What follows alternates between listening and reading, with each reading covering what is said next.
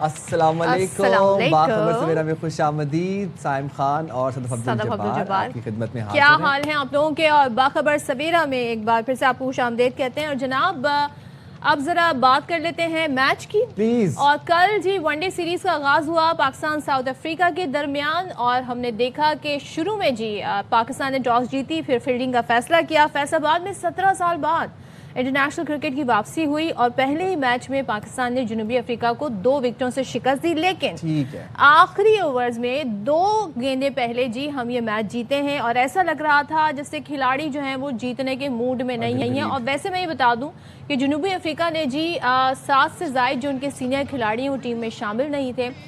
इसके बावजूद पाकिस्तान ने 265 रन्स का जो आसान हदफ है वो सिर्फ 2 गेंदें पहले हासिल किया। अब 263 जी मैं आसान तो वैसे नहीं कहूँगी क्योंकि यहाँ की पिच पे कहा जा रहा था जी सबसे बड़ा स्कोर बनाया गया है साउथ अफ्रीका की जानिब से और पहले खेलते हुए इन्होंने 263 रन बनाए। उसके बाद जरा हम अपनी विकेटें बता देते हैं। टीम में नसीम शाह इब्रान ने 3-3 जबकि साइम अयूब एक बार फिर से उन्होंने बॉलिंग में कमाल दिखाया, 2 विकेटें हासिल की हैं। अच्छा, और फिर उसके बाद आसान हदफ भी जो कौमी टीम के लिए था वो पहाड़ जैसा हो गया।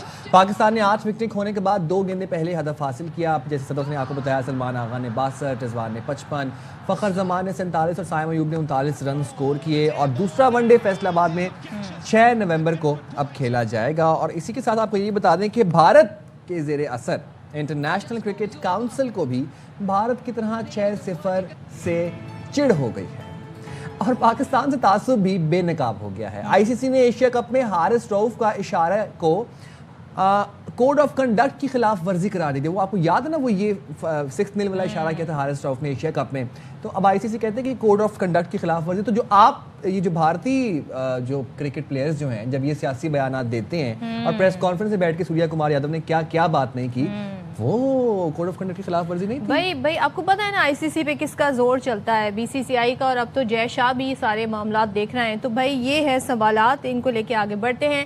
नुमाइंदे खुसूसी शाहिद हाशमी ने हमें ज्वाइन किया है और साथ ही sports anchor person Najibul Hasnain ने भी हमें ज्वाइन किया। शाहिद साहब जरा बताइएगा, ये जो कल हम जीते हैं हमारी तो 7 नंबर तक जी बैटर्स ही बैटर्स थे। उसके बाद हमारे यहाँ मसला ये भी होता है जी ओपनिंग कौन करेगा। तमाम ही मेजॉरिटी जो है उसमें ओपनिंग करना चाहते हैं, ओपनर्स हैं। वैसे इस जीत को आप कैसे एनालाइज करेंगे? अच्छा खासा सुकून से जीते हुए मैच को पैनिक में बदल दिया और ये पाकिस्तानी टीम की स्पेशलिटी है कि एकदम से विकेटें गिरने लगती हैं और फिर हाथ पैर फूल जाते हैं। अगर कल का मैच पाकिस्तान हारता तो जाहिर है जो मेन प्लेयर हैं रिजवान, सलमान आगा, इनके ऊपर ब्लेम जाता कि अच्छी खासी इनिंग्स खेलते खेलते आपने अपनी विकेट गंवा दी और आपने मैच फिनिश नहीं किया। रिजवान आए प्रेस कॉन्फ्रेंस में, बड़ी ईमानदारी से उन्होंने कबूल किया कि वाकई मैच फिनिश करना चाहिए था, लेकिन आइंदा हम इस तरह की गलती नहीं दोहराएंगे। इस तरह की गलती अगर बड़ी टीम के खिलाफ दोहराते, यही सामने फुल स्ट्रेंथ जनूबी अफ्रीका की टीम होती तो वो आपको बख्शती नहीं और वो आपको आखिरी 2 ओवर में 12 रन भी नहीं बनाने देती।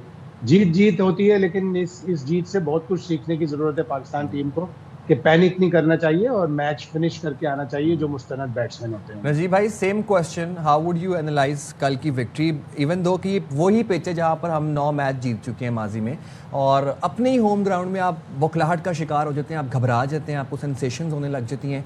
और अभी नॉट टू फॉरगेट कि साउथ अफ्रीका ने अभी अपने 7 इंटीग्रल प्लेयर्स को नहीं खिलाया, तो अगर वो खिला लेते तो फिर क्या होता? देखिए, पहली बात तो ये है कि ये 7 प्लेयर्स जो आपने कहा वो तो पहले नहीं थे। उसके बाद तो अब कल तो 3 और प्लेयर्स का डेब्यू हुआ। डीकॉक का वनडे में कमबैक हो रहा था। मतलब एक टीम ऐसी बनी हुई है कि मुझे लग रहा है कि अब इसमें कुछ हुआ तो शायद वो केन्या और जिम्बाब्वे से लड़के लाके पूरे करेंगे, क्योंकि उनके पास तो ये अब तो ये सी टीम बन गई है उनकी। चले, जीत तो जैसे अभी शाहिद भाई ने कहा जीत इंपॉर्टेंट होती है। पाकिस्तान जैसी टीम को जीतना जरूरी है, हमें हारने की आदत पड़ गई है। तो मुबारकबाद शाहीन को, उनकी कप्तानी में पहला मैच भी जीत लिया। लेकिन ये एक बहुत रिलेटिवली इजी टारगेट था। जिस तरह से जनूबी अफ्रीका ने शुरुआत की थी 16 ओवर में 98 रन, वहां उनकी पहली विकेट गिरी थी। उसके बाद 263, ये बहुत कम टोटल था। हमें लग रहा था 300 प्लस जाएगा। तो पाकिस्तान को फिनिश करना चाहिए था। ये पैनिक, वो जो गलतियों से सीखने की बात है वो हम सीख नहीं पा रहे। और मुझे ये भी बताइएगा आप साइम के हवाले से क्या कहेंगे? गो कि उन्होंने फिर से देखा हमने कि 2 विकेटें हासिल की और मुसलसल वो बॉलिंग में इन्वेस्ट तो हमने उन पर एज ए बैटर किया है, बाबर का भी बता दें, बाबर 7 रन बनाए जिस गेंद पर वो आउट हुए, उसके बारे में क्या कहेंगे जी? वो अच्छी बॉल थी या बाबर ने गलत शॉट खेला? देखिए, जहां तक साइम की बात है तो साइम को एज एन ऑलराउंडर इस्तेमाल कर रहे हैं। फखर और साइम अच्छा खेल रहे थे। वही बात है, इस मैच में 2 बार ये गलती हुई कि जब आप जा रहे हैं और इस कमजोर बॉलिंग के खिलाफ जा रहे हैं, then go till the end. अगर फखर जमान जो कि 150-200 करने की भी सलाहियत रखते हैं, उनको जाना चाहिए था एंड तक। साइम ने अगर स्टार्ट लिया था तो उसको बड़े स्कोर की तरफ कन्वर्ट करना चाहिए था। और फिर यही चीज रिजवान और आगा सलमान पे भी आती है कि जब आपने मुश्किल वक्त गुजार लिया, मुश्किल टाइम तो वो था ना जहाँ ये दोनों खड़े हुए थे, तो फिर एंड तक करें।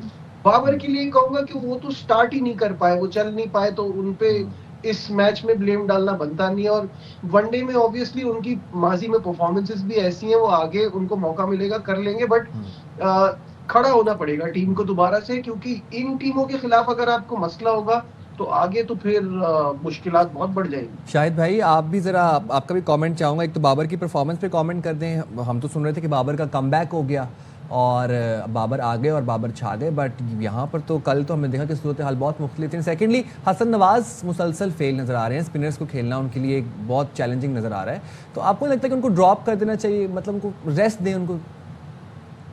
देखिए, जैसे बाबर आजम की बात है, बहुत से फॉर्मर प्लेयर्स कह रहे हैं कि उनका कोई मेंटल प्रॉब्लम है। उनका थोड़ा सा स्टांस जो खड़े होने का क्रीज पर स्टाइल होता है, वो थोड़ा सा चेंज हुआ था कुछ अरसे पहले, जिसकी वजह से उन्हें प्रॉब्लम हो रहा है। इनसाइड आउट शॉट मारने के लिए उनको वो स्टांस दिया गया है। अगर ये बात दुरुस्त है तो बाबर आजम को मशवरा करना चाहिए। अच्छे बड़े प्लेयर्स हैं, क्या प्रॉब्लम हो रही है? वो अंदर आती हुई गेंद पे, खुसूसन बाएं हाथ के स्पिनर पे बहुत आउट हो रहे हैं। टेस्ट मैचों में 6 दफ़ा प्रभत जयसूर्या पे आउट हुए, 5 दफ़ा महाराज पे आउट हुए। कल भी वो लेफ्ट आर्म स्पिनर बियॉन फाउंटेन पे दूसरी दफ़ा वाइट बॉल क्रिकेट में आउट हुए हैं। तो उनको अपना ये मसला एड्रेस करना चाहिए। अल्लाह मियाँ ने उन्हें जितनी मकबूलियत दी है, कल तकरीबन 16,484 लोग स्टेडियम में मौजूद थे। शायद एक आदि कोई होगा जो बाबर आजम को पसंद नहीं करता होगा। 16,483 लोग तो उनके लिए नारे लगा रहे थे। इतनी मकबूलियत बहुत ही कम क्रिकेटर्स को मिलती है। और उसके बाद जब वो आए, उन्होंने एक कवर ड्राइव मारा तो पूरा क्राउड तालियों से, पूरा स्टेडियम तालियों से गूंज रहा था। लेकिन बाबर आजम ने फिर मायूस किया, वो सिर्फ 7 रन बनाकर आउट हुए। तो उनको प्रॉब्लम का शिकार हो रहा है। उनको ज़रूर एड्रेस करना चाहिए, 2-3 लोगों से मशवरा करना चाहिए। बहुत ही इंट्रोवर्ट किस्म की पर्सनैलिटी है, उन्हें चाहिए कि अच्छी तरह किसी से पूछें ताकि ये ओवरकम हो। अब 30 इनिंग्स हो गई, वनडे में उनकी कोई सेंचुरी नहीं है। और जहाँ तक हसन नवाज की बात है, शायद माइक हसन उनको वनडे का और थोड़े दिनों बाद अगर वो टेस्ट के कोच बन गए, टेस्ट का भी प्लेयर बना देंगे। T20 का अच्छा प्लेयर है, उसे ना खराब करें। उसने लिस्ट ए के यानी जो डोमेस्टिक के वनडे मैचेस होते हैं वो भी बहुत ही कम खेले हैं। उसका प्रॉब्लम एड्रेस करें। वो ट्राई सीरीज से सिर्फ और सिर्फ स्पिनर्स पे आउट हुआ है। एक आध दफ़ा किसी फास्ट बॉलर ने उसे आउट किया। कल भी वो स्पिनर पे जैसे ही हवा दी उसने, वो आगे निकले और स्टंप हो गए। तो उनका मामला एड्रेस करें और उनकी जगह कोई ऑलराउंडर खिलाएं, जैसे फ़हीम अशरफ ने दोनों T20 में बड़ी अच्छी बॉलिंग की, एशिया कप के फाइनल में बड़ी अच्छी बॉलिंग की और वो बैटिंग भी कर लेते हैं। तो आप डाउन दी ऑर्डर इतने सारे बैट्समैन ना खिलाएं, ऑलराउंडर खिलाएं। बिल्कुल। और Najib, if you want to comment on Hasan, वो भी कर दीजिएगा। साथ ही ये जो हम देख रहे हैं, आईसीसी ने जो बड़ी इंतहाई तासुब का मुजाहरा किया है, हारिस को 2 मैचेस के लिए मुअत्तल किया, लेकिन जब सियासी बयान देते हैं सूरज कुमार यादव तो कोई जुर्माना भी नहीं होता। सिर्फ जुर्माना उन पर किया, बल्कि कोई ऐसा फैसला नहीं किया कि जिसमें उन्हें मुअत्तल कर दिया जाए, मैचेस पे पाबंदी लगा दी जाए। जी बिल्कुल सही आप कह रही हैं, लेकिन शाहिद साहब इसको और कंफर्म करेंगे। 2 डीमेरिट पॉइंट भी मिले थे 30% जुर्माने के बाद उन पे। लेकिन इशू यही है कि ये सारी जो शुरुआत हुई वो भारत की तरफ से ही हुई है। जब आपने गेम में आप पॉलिटिक्स को लेकर आए ना, बिल्कुल सब कुछ सही चल रहा था। जंग के बाद हम तो हमेशा खेलने को तैयार रहते हैं। आपका हमेशा मसला होता है कि हम खेलेंगे नहीं। जब आप खेलने के लिए आए तो फिर खेल को खेल की तरह रखें। मुझे इस बात पे बड़ा अफसोस होता है, एक बड़ी टीम है, अच्छा भी खेल रही है, जीत भी रही है, हर चीज मर्दों की हो औरतों की क्रिकेट, पर ये रवैया जो है ना, गेम को पूरा करने का, गेम को खराब करने का, वो नहीं होना चाहिए। हाथ ना मिलाने वाला इशू हो, चाहे ये अपनी फौज को डेडिकेट करने वाली बात हो, ये सूट नहीं करता कि आप डेडिकेट कर रहे हैं, आप पॉलिटिसाइज कर रहे हैं अपनी चीजों को खेल के मैदान के थ्रू। That's quite unfair. और आईसीसी को ये पूरा कॉन्टेक्स्ट में देखना चाहिए था कि शुरुआत कहाँ से हुई है। शाहिद भाई, same question coming towards you. आपको लगता है वैसे कि जब तक जय शाह आईसीसी के सदर हैं, पाकिस्तान के लिए इस तरह के अनजस्टिफाइड और हम देख रहे हैं कि अनफेयर किस्म की मसाइल चैलेंजेस आते रहेंगे? देखिए, अभी तो इब्तिदा है, अभी तो उनको 1 साल भी नहीं हुआ और वो 2 टर्म लड़ेंगे। अब तो 1 टर्म 3 साल की होती है, वो 2 टर्म करेंगे तो 6 साल तो पाकिस्तान के लिए मुश्किल तरीन वक्त होगा। अपनी टीम को भी अच्छा करें, अपने प्लेयरों की डिसिप्लिन को भी अच्छा करना पड़ेगा। कोई भी ज़रा सी गुंजाइश देंगे तो वो आपको बड़ी से बड़ी सज़ा देंगे। लेकिन सवाल तो ये बनता है कि आईसीसी को 28 सितंबर के बाद से, पहला मैच 14 सितंबर को हुआ, दूसरा मैच 21 सितंबर को हुआ, तीसरा मैच जो फाइनल था वो 28 सितंबर को हुआ। आखिर 1 महीना क्यों लगा ये सजाएं सुनाने में? उन्होंने पहले तो लीक कर दी थी कि जी हारिस रऊफ को 30%, सूर्य कुमार को 30%, साहबजादा फरहान को सिर्फ वार्निंग होगी। ये सब तो खबरें प्रेस में ऑलरेडी आ चुकी थी। तो 1 महीना क्यों लगा? कहाँ से इसकी अप्रूवल ले रहे थे? नई दिल्ली से ले रहे थे, अमित शाह साहब से ले रहे थे, किससे ले रहे थे अप्रूवल के पाकिस्तानी प्लेयर को 4 डीमेरिट पॉइंट पर 2 मैचों के लिए सस्पेंड करना पड़ेगा? 1 महीना क्यों लगाया? है तो 2 से 3 दिन की बात थी। और जिस तरह क्रिस ब्रॉड ने कुछ हर साल बाद इकरार किया कि मैं जब मैच रेफरी था तो मेरे ऊपर दबाव था, मुझे टेलीफोन कॉल आई कि जी इंडिया के ऊपर ज़रा हल्का हाथ रखना। तो रिची रिचर्डसन जब पता नहीं हम लोग होंगे भी कि नहीं होंगे 2040 में इकरार करेंगे कि हाँ वो जो एशिया कप हुआ था 2025 में, उसमें मेरे पास फ़ोन आया था कि देखो हारिस रऊफ को ज़रूर सज़ा देना, वो पाकिस्तानी है। तो भाई आईसीसी तो है ही भारत का पूरा इंटरनेशनल इंडियन क्रिकेट काउंसिल। तो पाकिस्तान को इससे बचना पड़ेगा। अगर हारिस रऊफ को 4 डीमेरिट पॉइंट मिले थे एशिया कप पे, तो 4 डीमेरिट पॉइंट सूर्य कुमार यादव के भी बनते। ठीक है, thank you so much Najib, thank you so much Shahid Hashmi हमारे साथ। देखते हैं जी नेक्स्ट मैच में क्या पाकिस्तान की स्ट्रेटेजी होती है और किस तरीके से हम मैच को लेकर आगे बढ़ते हैं। बहरहाल जीत होती है और जीत को सेलिब्रेट किया जाता है। तो पाकिस्तानी टीम जीती है, हमने टेस्ट मैच की सीरीज बराबर की, T20 जीती है। अब देखते हैं वनडे में क्या होता है। Yes, now moving forward, Pakistan and Afghanistan are I think the last 2 countries जहाँ पर पोलियो अभी तक एग्जिस्ट कर रहा है। तो एक तो हम ज़रा पोलियो के ऊपर ही बात करेंगे, but at the same time dengue की वबा, डेंगू के मर्ज में बहुत इजाफा हम देख रहे हैं। Dengue and malaria specially after the recent rainfall, पूरे सिंध में जितने नंबर्स ऑफ केसेस रिपोर्ट हो रहे हैं वो बहुत अलार्मिंग सिचुएशन इस वक्त हमारे सामने लेकर आ रहे हैं। सो हम ये देख रहे हैं इस हवाले से वजारत सेहत की जानिब से रोजाना की बुनियाद पर डेंगू अपडेट करने के बजाय 15 दिन या फिर 1 माह में रिपोर्ट की जा रही है, जबकि हमें डेली नंबर्स आने चाहिए। बिकॉज आपको याद है कि किस तरीके से कोविड में हर चीज़ को मॉनिटर किया जा रहा था। तो इस वक्त जी बहुत आसान होगा, मैनेजेबल होगा। एक सूबा है वहाँ पर आप इस चीज़ को मैनेज कर सकते हैं। अक्टूबर से अब तक सिंध में 13 अमवात हुई हैं। हैदराबाद में 4, टंडो मोहम्मद खान में 1, कराची कोरंगी में 1, कराची मलीर में 3 और कराची इसमें 2, कराची वेस्ट से 2 अमवात रिपोर्ट हुई हैं। तो सूरत हाल क्या है अस्पतालों के मरीजों का, कितना इन्फ्लक्स आ रहा है? ज़रा अनवर खान से जान लेते हैं। अनवर बताइएगा कि क्या सूरत हाल है अस्पतालों में? तमाम तर जो रिसोर्सेज हैं वो अवेलेबल हैं और क्यों इतने ज़्यादा केसेस रिपोर्ट हो रहे हैं डेंगू के? साइम और सदफ, अगर हम बात करेंगे डेंगू के हवाले से तो इस वक्त ये बिल्कुल कहा जा सकता है कि डेंगू ने जो है एक कमोबेश ख़तरनाक और किसी हद तक वबाई सूरत हाल इख्तियार की हुई है।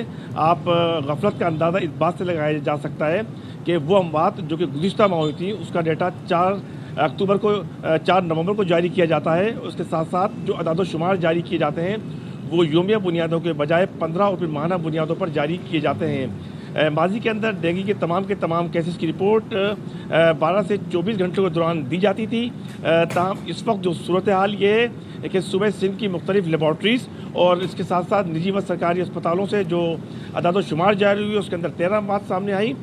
ताहम जो अदाद-ओ-शुमार महकमा सेहत जारी करता है, अब बात सिर्फ अदाद-ओ-शुमार की नहीं है बल्कि सिर्फ जिना अस्पताल की इमरजेंसी में जो कि डॉक्टर इरफान इमरजेंसी के अंदर एसोसिएट प्रोफेसर हैं, वो ये बताते हैं कि जिना अस्पताल की OPD के अंदर इमरजेंसी के अंदर 350 में से 70 से 80 अफराद योमिया डेंगू पॉजिटिव रिपोर्ट हो रहे हैं। ये सूरत हाल सिविल अस्पताल कराची की है जहाँ पे 60 से 70 मरीज रिपोर्ट होते हैं। हम बात करेंगे NICH की, कौमी इमराज़ अतफ़ाल, बच्चों के अंदर भी कमोबेश 10 से 15 केसेस रिपोर्ट होते हैं। अगर इस तादाद को हम जमा कर लेंगे तो ये तादाद क्रॉस कर जाती है कमोबेश 2000 से ज़ायद। तमाम महकमा सेहत के जो अदाद-ओ-शुमार जारी किए जाते हैं उसके अंदर ये तादाद सामने आती है 900 से लेकर 800 तक। और सबसे अहम बात यह है कि इस वक्त कराची के सिंध के 30 अजला हैं 30 के 30 अजला के अंदर ताहाल फ्यूमिगेशन स्प्रे मुहिम को शुरू नहीं किया जा सका। जो इसके वाइटल पॉइंट है वो पेट्रोल पंप होते हैं, इसके साथ साथ घरों के अंदर इस्तेमाल होने वाला साफ़ पानी, और साफ़ पानी के बाद वो जगह कि जहाँ पर आप लोग शाम में सरे शाम वर्जिश करने के लिए पार्कों के अंदर जाते हैं, जहाँ पे लोग पानी का इस्तेमाल करते हैं, अपनी गाड़ियों को धोते हैं। ये वो मकामात है कि जहाँ से डेंगू वायरस पैदा होता है। और इसके साथ साथ जो प्लेटलेट्स की कमी पड़ती है वो इस वक्त मार्केट के अंदर दस्तियाब नहीं है। फ़ी यूनिट 30 से 40 हज़ार रुपये वसूल किए जा रहे हैं। क्रिटिकल हालत के अंदर इस वक्त शहर के निजीवा सरकारी अस्पतालों के अंदर बड़ी तादाद लेकिन एक चीज़ बताइएगा, ये रोज़ाना की बुनियाद पे क्यों नहीं वजारत सेहत अपडेट कर रही है कि क्या सूरत हाल है, कितने केसेस रिपोर्ट हो रहे हैं, क्योंकि बहुत अलार्मिंग सिचुएशन हुई हुई है। जी देखिए, बिल्कुल अलार्मिंग सिचुएशन है। ये इसी वजह से की जा रही है कि आप डेंगू का स्प्रे नहीं कर सके। योमिया बुनियादों के ऊपर जब केसेस सामने आएंगे, केसेस रिपोर्ट होंगे, तो वो तमाम के तमाम महकमा सेहत के अफसरान, मुताल्लिका बल्दियाती टाउन, मुताल्लिका हेल्थ टाउन अफसरान, उन सब की सरजनिश होगी। इनमें से कोई भी ताहाल स्प्रे मुहिम के ऊपर तवज्जो नहीं दे सका है। हमें रूट काज के ऊपर जानना होगा कि डेंगू की वजह क्या बन रही है। रेप्लिकेंट ज़ाहिर बात है खासे महंगे हैं। पूरे शहर के अंदर जगह जगह गंदगी गिलादत है। उसके साथ साथ गंदी गिलादत के नतीजे के अंदर हज़ारों की तादाद के अंदर मलेरिया के केसेस इस वक्त पूरे सिंध के अंदर रिपोर्ट हो रहे हैं। तो ये वो सूरत हाल है जहाँ पर इंतहाई नेग्लिजेंस नज़र आ रही है। हज़ारों की तादाद में रिपोर्ट होने वाले डेंगू के केस को सरकारी तौर पर रिपोर्ट नहीं किया जा रहा। जी ठीक है अनवर, आप हमें तमाम तो स्टार्ट से सूरत हाल से अपडेट कर रहे थे, बहुत शुक्रिया। तो एक वो येलो लाइट वाइट लाइट वाला कुछ था भाई हमारे साथ जब हम ये शो कर रहे थे, इस हवाले से हम डेंगू के इशू पर पहले बात कर रहे थे, तो डॉक्टर थे, उन्होंने कहा जी आप कोशिश ये करें कि वाइट लाइट का इस्तेमाल ना करें, क्योंकि जो डेंगू का मच्छर होता है वो डे लाइट में यानी वाइट रोशनी में ही काटता है। तो येलो लाइट घर में रखें, और वो आपकी आंखों को इतना चुभती भी नहीं है। तो try to have yellow light, इस तरह के छोटे छोटे लैम्प्स या ये कॉन्सेप्ट अगर आप अपने घरों में लेकर आ जाएं तो बहुत बेहतर होगा। स्टैग्नेंट वाटर से अवॉइड करें, रिपेलेंट्स अपने पास रखें, नेट्स का इस्तेमाल करें, spray. And then again individually भी हमें कुछ स्टेप्स करने पड़ेंगे। We can't just leave everything on the government. हम पोलियो का जिक्र करते सदफ, और मैं गलत नहीं हूँ अगर मैं ये कहूँ कि पाकिस्तान और Afghanistan are the only 2 countries left जहाँ पर आज भी पोलियो एग्जिस्ट कर रहा है। और पाकिस्तान हम देखने के तवातुर के साथ पोलियो केसेस रिपोर्ट होते जाते हैं। गुज़िश्ता कुछ दिनों पहले मैं देख रहा था कि गिलगित बल्तिस्तान में पोलियो का वो जो है वायरस की तस्दीक हुई। अब दुनिया के ज़्यादातर मुल्कों से पोलियो खत्म हो चुका है, लेकिन पाकिस्तान में पोलियो बदस्तूर खतरे की घंटी बजा रहा है। अगर हम बात करें सूबा सिंध की और ख़ास तौर पर कराची की, तो यहाँ हर साल ही पोलियो केसेस रिपोर्ट हो रहे हैं। और कराची के मुख्तलिफ यूसीज, ख़ास तौर पर अगर यूनियन काउंसिल गुजरों में पोलियो मुहिम के बावजूद पोलियो वायरस टाइप 1 का फैलाव बहुत संगीन मामला बना हुआ है। Type 1 it's very alarming. अच्छा, दिसंबर 2023 के बाद से अब तक माहौलियाती नमूनों में 92% पोलियो वायरस पाया गया, जिनमें 30% गंदे पानी के नमूनों से मिला। तो चलें जी, ये सूरत हाल है। हम इससे कॉम्बैट तो कर रहे हैं काफ़ी अरसे से, मगर इससे मजीद कैसे इस कैंपेन को, इस जंग को जो है जीता जा सकता है। हमारे साथ स्टूडियो में मौजूद हैं डॉक्टर खालिद शफी, जो कि एसोसिएट प्रोफेसर हैं पीडियाट्रिक्स, और फिर हमारे साथ मौजूद है मिस्टर जावेद अली जागिरानी, CEO हैं PPHI सिंध से आपका ताल्लुक है। Thank you so much doctor Khalid. मेरा सवाल आपसे ये है कि बताइएगा कि वालिदैन अपने बच्चों को जो पोलियो वैक्सीन है या कतरे हैं पिलवाने में वो क्यों हेजिटेंट हैं? अब तक जो हमारे सामने डेटा आया है वो क्या बताता है? देखिए जी, पोलियो पाकिस्तान से उस वक्त ख़त्म होगा जब हमारे तमाम बच्चे जिनकी उम्र 5 साल से कम है वो पोलियो के कतरे रूटीन वैक्सीनेशन में भी पिए और जो मुहिम चलती है उसमें भी पिए। मेजॉरिटी जो बच्चों की है हमारे मुल्क में वो पोलियो के कतरे पीती है, लेकिन चंद लाख बच्चे पूरे मुल्क, बड़ा मुल्क है, उसमें हर मुहिम में ऐसे होते हैं जिनके वालिदैन अपने बच्चों को पोलियो के कतरे नहीं पिलाते हैं। इसकी वजह से पोलियो का वायरस सर्कुलेट कर रहा है। ये बड़ा वुरुलेंट सा वायरस है, आसानी से नहीं ख़त्म होता। तो अब ज़रूरत इस बात की है कि हम इन वालिदैन तक अप्रोच करें, इनको समझाएं। तमाम तरीके इख्तियार किए जा चुके हैं, हर चीज़ ज़ोर ज़बरदस्ती से नहीं होती। वालिदैन के साथ बैठें, हमारे जो हेल्थ वर्कर्स हैं बैठें, बात करें, उनको समझाएं, और पोलियो के साथ साथ उनके जो दीगर हेल्थ के मसाइल हैं उन पर भी तवज्जो करें। एक जो हमारे यहाँ लोगों में ऑब्जेक्शन सा आता है, हम किसी के घर जाते हैं पोलियो कतरे पिलाने, तो वो कहते हैं कि जी और भी तो बीमारियाँ हैं, और भी तो मसाइल हैं। उस पर आप लोगों का फोकस क्यों नहीं है? इसके फोकस है। इसके फोकस के लिए स्पेशली सिंध गवर्नमेंट ने एक प्रोग्राम शुरू किया है जिसे कहते हैं इंटीग्रेटेड सर्विस डिलीवरी। जो 15 यूनियन काउंसिल्स हैं हाई रिस्क, जहाँ पे पोलियो के ज़्यादा माहौलियाती नमूने मुस्बत पाए गए थे, वहाँ भी प्रोग्राम शुरू किया गया। वहाँ पर जो वालिदैन हैं उनको पोलियो की तरफ राग़िब करने के लिए, दूसरी वैक्सीनेशन के राग़िब करने के लिए उनकी दीगर चीज़ों को भी देखा जाता है। जैसे एक माँ बच्चे को लेकर आती है, बीमार बच्चे को, उस बच्चे की बीमारी का भी इलाज किया जाता है वहाँ पर। ये 15 यूनियन काउंसिल में हो रहा है ये। और उसके साथ साथ उस बच्चे की सेहत के हवाले से देखा जाता है कि उसको टीके कितने लगे हैं, पोलियो के कतरे उसने पिए नहीं पिए, उसकी माँ की सेहत कैसी है, उसकी माँ की हाइजीनिक प्रैक्टिसेस कैसी हैं, उनको दवाई देने के अलावा इन चीज़ों पर भी तवज्जो दी जाती है, जिसको कहते हैं इंटीग्रेटेड सर्विस डिलीवरी। और साथ साथ माँ को कुछ मशवरे भी दिए जाते हैं। मसलन मिसाल के तौर पे बच्चों में 2 साल का वक्फा होना चाहिए ताकि माँ सेहतमंद हो, बच्चे सही पैदा हों, माँ की खुराक क्या होनी चाहिए। इन तमाम चीज़ों को सामने जब रखा जाता है तो बड़ी मस्बत नतीजे आते हैं। उनको भी पता होता है कि जो मेरा हेल्थ केयर प्रोवाइडर है, मेरा डॉक्टर है, मेरी नर्स है, उसको सिर्फ पोलियो की कतरी या वैक्सीन पिलाने से नहीं है कि अपना काम पूरा करना है, उसको मेरे बच्चे की सेहत से इंटरेस्ट है। देखिए, पोलियो या दूसरी बीमारियों का खात्मे का हमारा मकसद क्या है? अपने बच्चों को सेहतमंद रखना, उनको बुरी चीज़ों से बचाना, उनकी सेहत को खराब होने से बचाना। तो पोलियो ठीक है, एक हमारा लैंडमार्क है, एक माइलस्टोन है कि हमने पोलियो को ख़त्म करना, सारी दुनिया से ख़त्म हो गया। सिर्फ पोलियो का खात्मा हमारी मंजिल नहीं है। हमारी मंजिल है सेहतमंद मुआशरा तश्कील देना, अपने बच्चों को सेहतमंद रखना, माएँ सेहतमंद हो, बच्चे सेहतमंद हो, बीमारियों से बचें।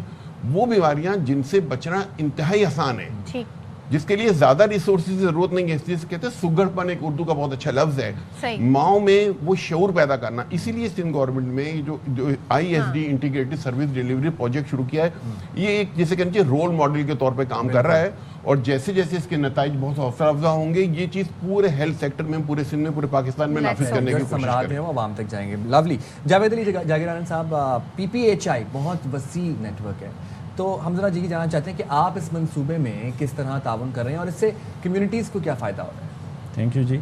PPHI जैसे आपने कहा, वैसे तो हमारा नेटवर्क पूरी सिंध में है, ऑल जो भी डिस्ट्रिक्ट्स हैं, उसमें जो मेन इंटरवेंशन पोलियो में तो हम एक्टिवली रोल प्ले कर रहे होते हैं government of Sindh health department के साथ। और उसके बाद जो उससे रिलेटेड जो मेन बाद में जब ये जैसे डॉक्टर साहब ने कहा कि पोलियो का एक काज तो ऑब्वियसली एक वायरस है ही है, लेकिन जनरली इवन जब बाद में पता चला कुछ ऐसे केसेस भी हमारे पास आए जो पोलियो इवन वैक्सीन पिलाई हुई थी तभी भी जो बच्चे थे वो they were affected with polio virus. तो पता चला कि मेनली जो मेल न्यूट्रिशन जो हम कहते हैं स्टंटिंग, जो ग़िज़ाई खुराक की कमी की वजह से वो जो बच्चे अफेक्टेड होते हैं, तो इवन वो अगर पोलियो की वैक्सीन पीते भी हैं तो उसका कोई असर नहीं होता। तो ये एक बड़ी एक जो है सीरियस एक हकीकत थी। उसी को मद्देनज़र रखते हुए particularly government of health department ने कराची में, क्योंकि कराची में 15 ऐसी यूनिट काउंसिल्स हैं जिसको हम सुपर हाई रिस्क यूसीज़ कहते हैं, क्योंकि वहाँ पर 2-3 मल्टीपल फैक्टर्स हैं। तो वहाँ की जो पॉपुलेशन है काफ़ी बाहर से, अफ़गान पॉपुलेशन है, हार्ड कोर पॉपुलेशन है, हार्ड कोर एरिया है, इलिटरेसी है, हार्ड टू रीच एरियाज़ हैं। इसी वजह से उसको उन 15 यूनिट काउंसिल्स को कैटेगराइज़ किया गया as a super high risk UCs. उसमें जो अप्रोच जनरली जो health department government of Sindh जो अडॉप्ट करता है वो थोड़ी एक्टिव एंड एग्रेसिव होती है। वहाँ पर PPHI को we as an implementing partner, we as an organisation, वो ISD जो प्रोजेक्ट है जो government of Sindh health department में लॉन्च किया यूनिसेफ की सपोर्ट से, that is integrated service delivery, PPHI उसको इम्प्लीमेंट कर रहा है। उसका डॉक्टर साहब ने ब्रीफ किया, मेन पर्पज़ भी यही है कि आप सिर्फ पोलियो को एज इंडिविजुअल सेपरेट आप एक प्रॉब्लम ना देखें, उसको आप देखें as a cumulative and integrated problem.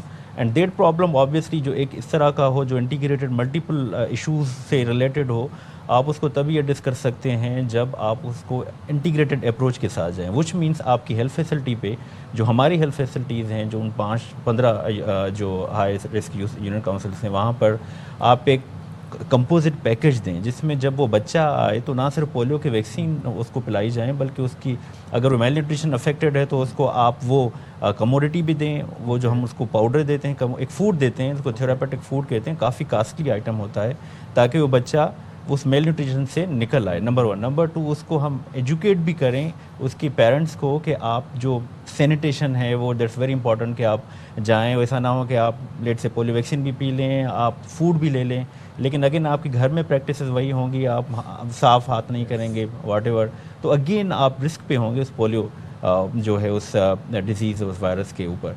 तो इस वजह से it has brought some very good results, क्योंकि हम इंटीग्रेटेड अप्रोच के साथ गए हैं उन 15 हाई रिस्क यूसीज़ में। थर्ड इसका कंपोनेंट है एजुकेशन एंड बिहेवियरल चेंज। वो सबसे इंपॉर्टेंट टास्क है, क्योंकि सबसे बड़ा जो प्रॉब्लम इस वक्त भी पोलियो इरेडिकेशन में है वो बिहेवियरल है। आपको पता होगा ज़्यादा से ज़्यादा रिफ्यूज़ आते हैं, लोग पिलाते नहीं अपने बच्चों को, तो ये अगेन इट इज़ निगलेक्टेड। लेकिन अभी ये सेंसिटाइज हुए हैं, तो इस इंटीग्रेटेड अप्रोच में फिर हम PPHI ऑब्वियसली हमारे outreach with other partner support, हम लोगों को, उनके पेरेंट्स को कम्युनिकेट, उनकी बिहेवियरल चेंज करते हैं, डीप रूटेड उनके सोशल जो हैबिट्स हैं उनको हम ट्रांसमिट करने की और उनको चेंज करने की कोशिश करते हैं। तो इसका आप कह रहे हैं पॉजिटिव एक आउटकम आ रहा है?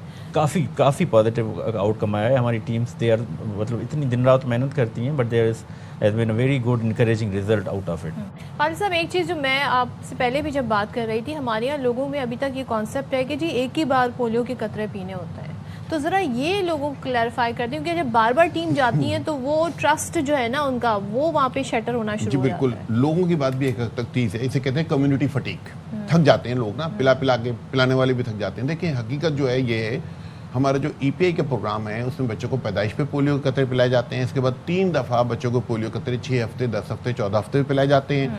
14 हफ्ते के पोलियो का एक इंजेक्शन लगता है और 9 महीने की उम्र में एक पोलियो का इंजेक्शन लगता है। ये तो रूटीन प्रोग्राम है। बदकिस्मती से हमारे मुल्क के 70% के लोग करीब ऐसे हैं बच्चे जिनको ये वैक्सीन का प्रोग्राम वो पूरा अवेल करते हैं, मतलब 30% रह जाते हैं, मिस करते हैं। अच्छा, इसके बाद घरों पे जा जाके पोलियो कतरे पिलाने की शायद ज़रूरत ही नहीं पड़ती अगर हमारा वैक्सीन का प्रोग्राम लोग प्रॉपर तरीके से अमल कर रहे होते।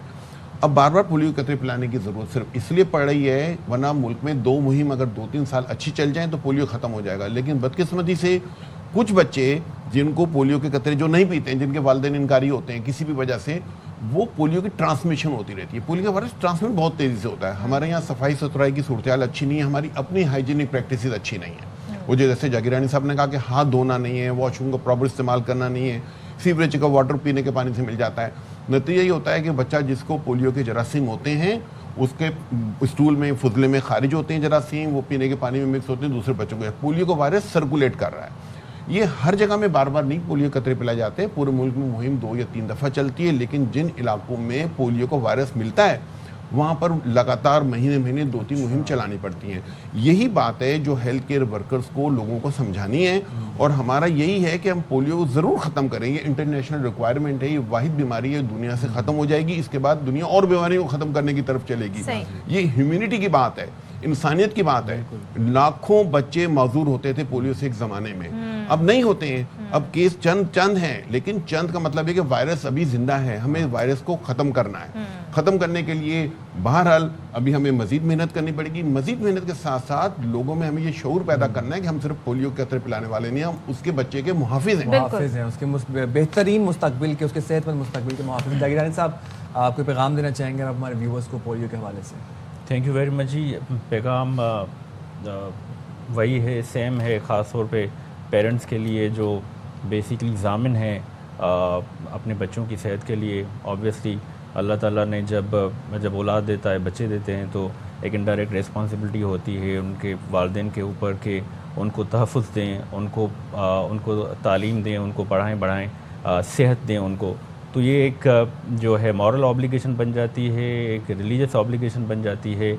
मेरा पैगाम ये होगा कि उसको वो एहसन तरीके से पूरा करें जो है, और उसको ऑब्वियसली ताउन करके, जो हमारी टीम्स हैं, जो PPHI की टीम्स हैं जो जाती हैं, उनसे ताउन करके नंबर 1, नंबर 2 जो भी आपके इलाके में PPHI की जो अस्पताल है, हेल्थ फैसिलिटी है, या गवर्नमेंट की गवर्नमेंट जो ऑपरेट करती है उसकी हेल्थ फैसिलिटी है, अस्पताल है, वहाँ पर जाके पर्टिकुलरली जो 15 कराची में जो ये हाई रिस्क यूसीज़ हैं वहाँ पर जाके मुस्तफ़ीज़ हों, अपने बच्चों को पोलियो ड्रॉप्स पिलाएं।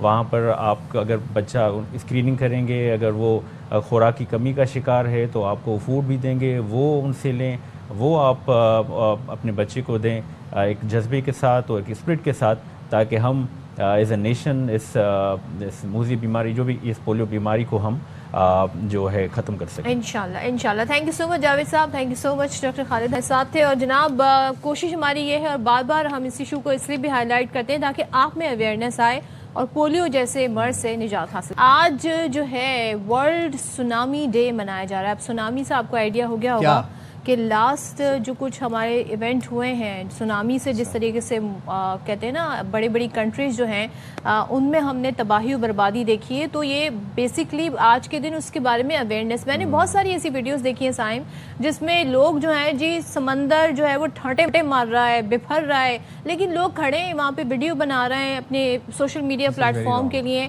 बाद में जब वो एकदम से एक कहते हैं ना जो जलजला आता है पानी के अंदर, और उसके बाद जो सुनामी की लहरें जाती हैं तो फिर वो बहुत दूर तक जाती हैं और बिल्डिंग के बिल्डिंग, शहर के शहर उसमें तबाह हो जाते हैं। थाईलैंड का आपको याद होगा, जापान का आपको याद होगा। आप थाईलैंड, जापान, एग्जैक्टली आप हमारे पाकिस्तान में ये बहुत कल्चर है। वो अब जब लाहौर में सैलाब आया था, आपको याद नहीं, शादरा वाले ब्रिज के ऊपर, रावी वाले ब्रिज के ऊपर खड़े होकर लोग वहाँ पर वीडियोस बनाते हैं। पानी इज़ डेंजरस। पानी जब अपनी शिद्दत पे होता है तो पानी कोई एंजॉय करने वाली चीज़ नहीं है, पानी जानलेवा साबित हो सकता है। तो आज हम खैर सुनामी से बचाव का आलमी दिन सेलिब्रेट करें और इस दिन मनाने का मकसद लोगों में सुनामी जैसे कुदरती आफात के बारे में आगाही पैदा करना है।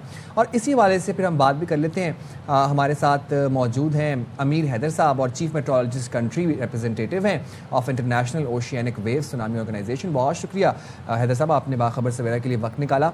सर ज़रा बताइएगा सुनामी की पेशगोई कैसे की जाती है और once the forecasting is done, once ये अलर्ट जारी कर दिया जाए कि सुनामी आने वाला है, तो फिर शहरियों पर क्या जिम्मेदारी आयद होती है? जी देखें, ये बेसिकली सुनामी अवेयरनेस डे है जो यूएन ने रेजोल्यूशन पास की थी इसके हवाले से, ताकि जो डिज़ास्टर्स है या लोगों की ज़िंदगी जो है वो बचाई जा सके, इसे मुमकिन नुकसानात जो हैं वो कम से कम किए जा सकें। तो इसलिए इसको 5 नवंबर को जो है एज ए सुनामी डे दुनिया में मनाया जाता है। और इसी के साथ हमारे प्रोग्राम का भी वक्त अपने इख्तिताम को पहुंचा। आपसे मुलाकात रहेगी इंशाल्लाह। अल्लाह हाफिज। पाकिस्तान जिंदाबाद।